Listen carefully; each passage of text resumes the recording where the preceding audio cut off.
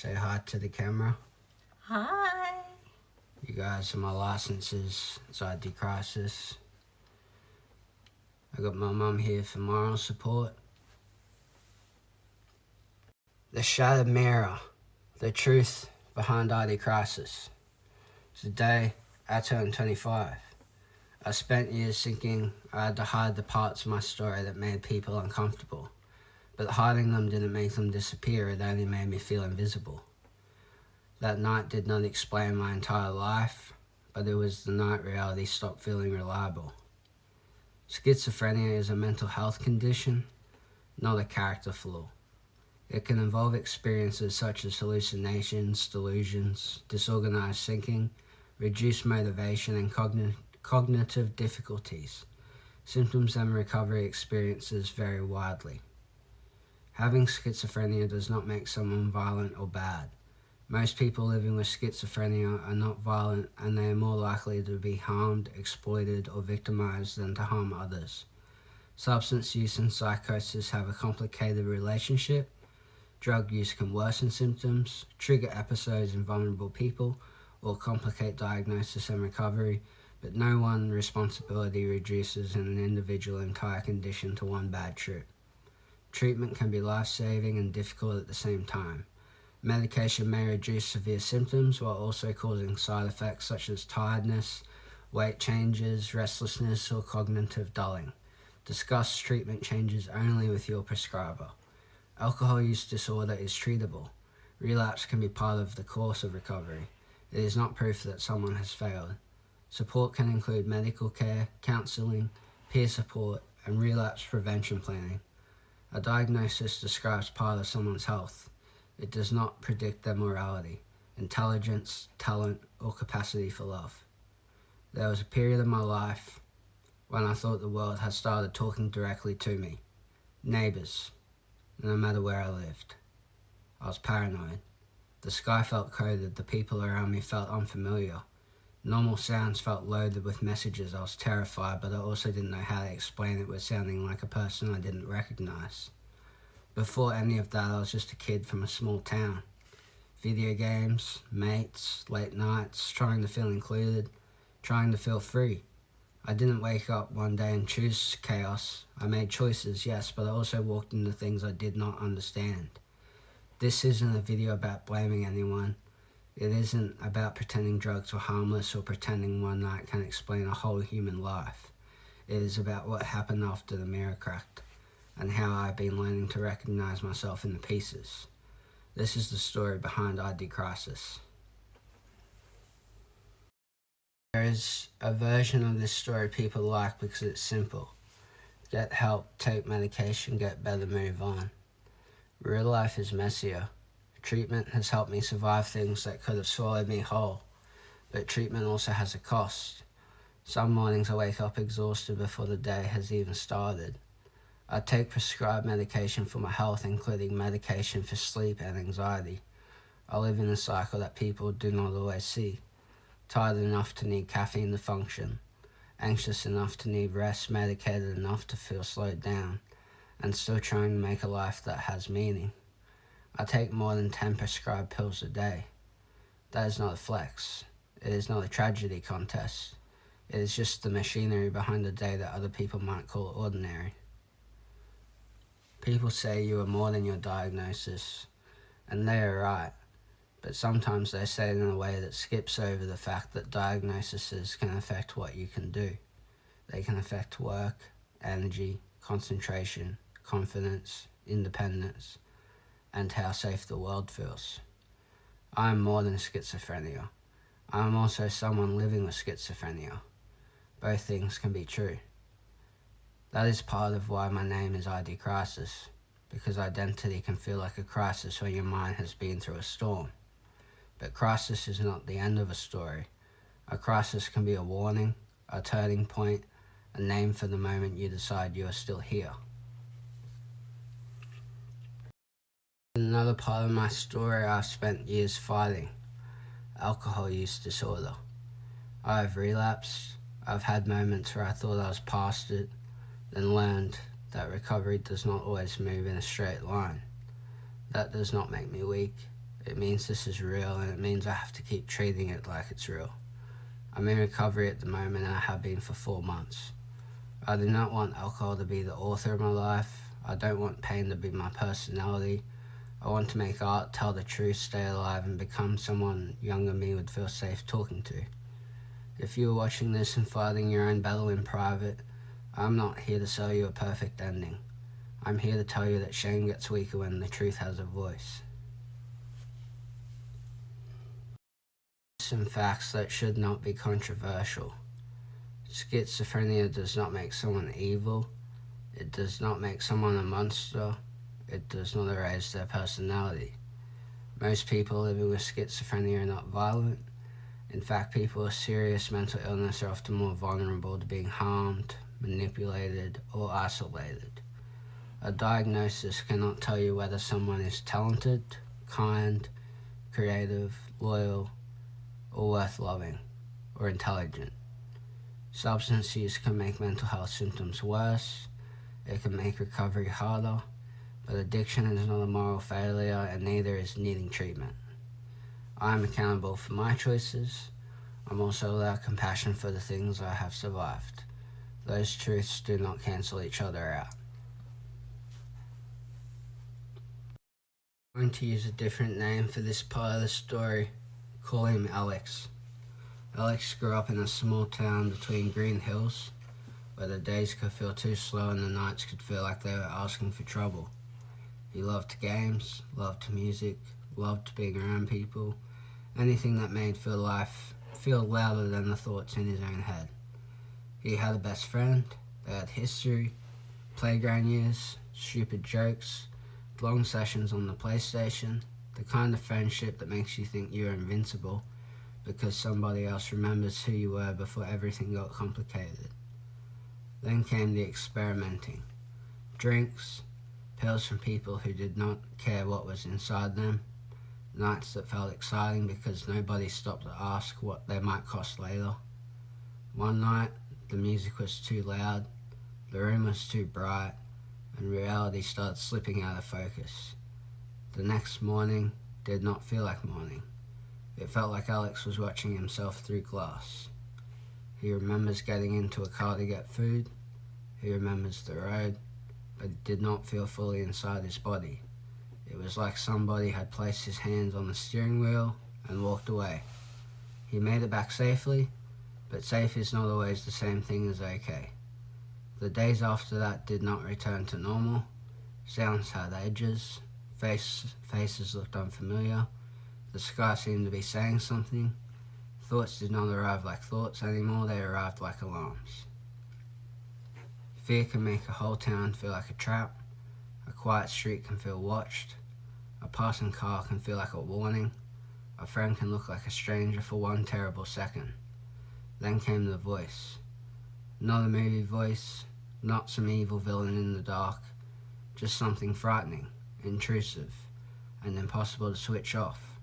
A whisper that became an echo that became noise, a noise that swallowed everything else. Alex called his grandmother because he was scared. He was alone, really scared, and the people who loved him saw something he could not see yet. This was bigger than one bad night, bigger than pride, bigger than pretending he could just sleep it off. But no one knew what was happening. Years later, Alex understands that the story did not end there. It changed shape. There were doctors, labels, medication, exhaustion, fear, arguments, and the grief of realizing that some things might be harder than they were for other people. But there was also his mother. There was family. There were arms around him when the words did not work. There was art. There was the slow, stubborn decision to keep becoming a person instead of a diagnosis. Alex is me, and I live with schizophrenia.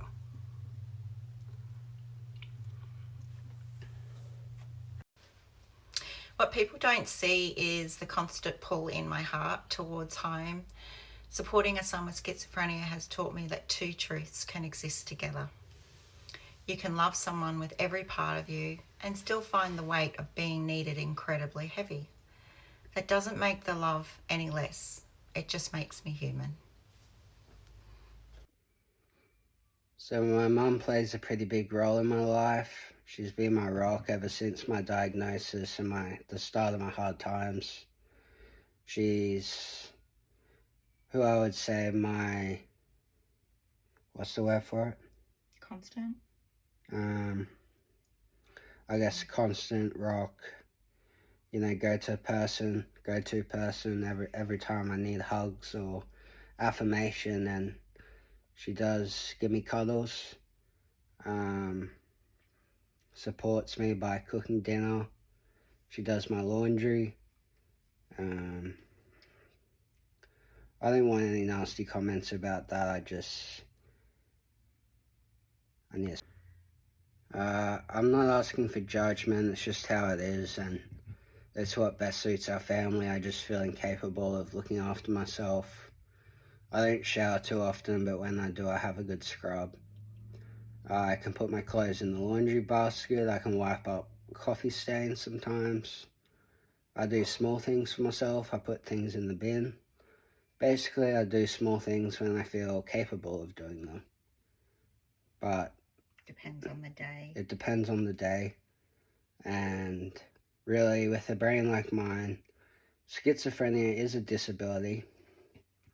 The rates of non-employment are extremely high, up to 80%. You can do your own research on that, or I'll put up a study or a source. And basically, Mum's just my safe person. I know James is very young at the moment. Like he just turned 25 today. Happy birthday. So I know in the coming years, as he matures and he learns to cope with this illness better, that he will be able to do more and more things for himself. And it is a worry of mine and my husband's that, we want him to be independent. We do worry about the day we leave this earth and how he is going to cope, but... Rest in peace, Mum. Not yet, Kiwi. But, hopefully that's a long, long way away. But, these things do cross your mind as a parent, and you just don't want to set your child up for failure. You want them to spread their wings, and you want them, to be able to do things on their own and not have to rely on anyone else. And I think that day will come. But for the moment, I do a lot of things for James. It took a really long time to find the right combination of meds for James. It was a hard couple of years. He tried... I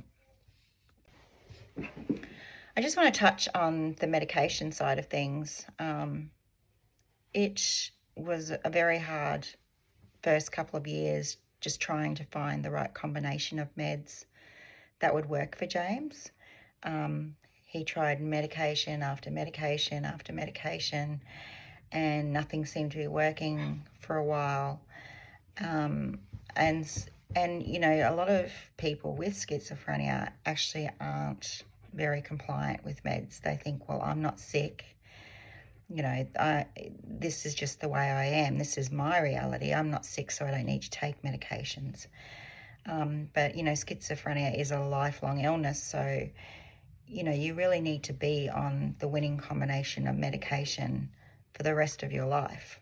None of this, I'm starting to feel really good now, I'm not having any hallucinations, auditory or, visual hallucinations, so I don't need to be on them anymore. I'm better, I'm cured. That's not the case. You must stay on them for life. And we've just been so lucky with James that he has been so med compliant, and even for years when it didn't work, he still took them in the hopes that someday, it would kick in and it would work for him. But thank goodness we finally found a combination that did work for him.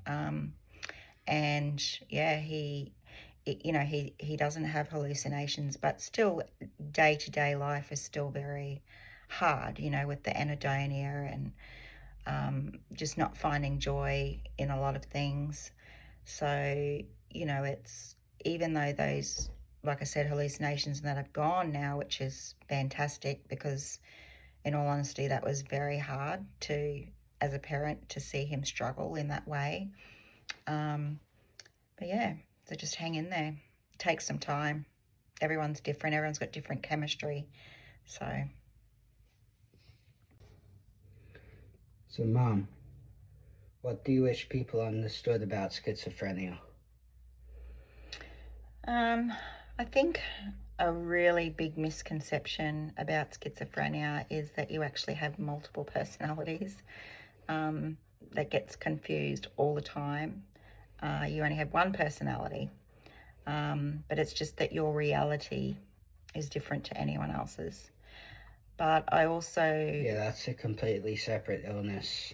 I think there's a couple of them. One is DID, which is something to do with disassociation. Yeah, and then also, multiple personality disorder or borderline personality disorder. And then sometimes you can have borderline or bipolar and schizophrenia, which is under a different label of schizophrenia. Yeah. But also one of the other biggest misconceptions is that people with schizophrenia are dangerous, and they're not. They're loving and kind and, everything good that a human can be. It's just that if they go off their meds, then of course, they're going to be in a different set of circumstances. They're not going to be stable, and they're not going to trust anyone around them, and so that can cause paranoia, and that can cause anxiety and things like that. But the majority of people with schizophrenia are very calm, loving, kind people that don't do random acts of violence. They're actually at more risk of hurting themselves than harming others. So what has helped me most when I've been struggling? I think just to have someone to talk to, someone be there to listen, not give you, necessarily things to do that's going to make your life better or advice. It's just having someone be a listening ear. Yeah, I agree. To say, it really sucks. This is what you're going through, and, I can be here for you, but there's really nothing I can do to change that, but at least you're not alone. Yeah, for sure. And what do you see in me that I sometimes forget to see in myself? And what would you say to a parent whose child is going through a mental health crisis? Firstly, I would say to a parent whose child is going through a mental health crisis that, yes, it is very hard. Like, we have a lot of hopes and dreams for our own children, and that can be really soul-crushing when you want them to thrive and grow and move along in life, and you feel like your child is stagnant and not really growing, but in reality they're just trying to make it through each day. And so if you could just be there with your child and offer support in any way he or she needs, and just be a good ear to listen, and good friends. Sorry, what was the other question? What do you see in me that I sometimes forget to see in myself? I think the medication makes you very blunt, and also that is another symptom of schizophrenia is, the bluntness. So, but there are these moments where, it's like, oh, this is the old James. Like, you're witty, you're intelligent, you're very loving, you've got a cheeky disposition about you sometimes. So I can more often than not see that spark still inside of you that I think you forget that you might have. Yeah. Thanks, Mum. And also that you're worthy of love and you're worthy of having a good life. Yeah. We just take each day as it comes. There might be bad days and good days. There might be great years. There might be bad years. That's the roller coaster that is schizophrenia. But anything is possible for the future. Yeah, for sure. Peace.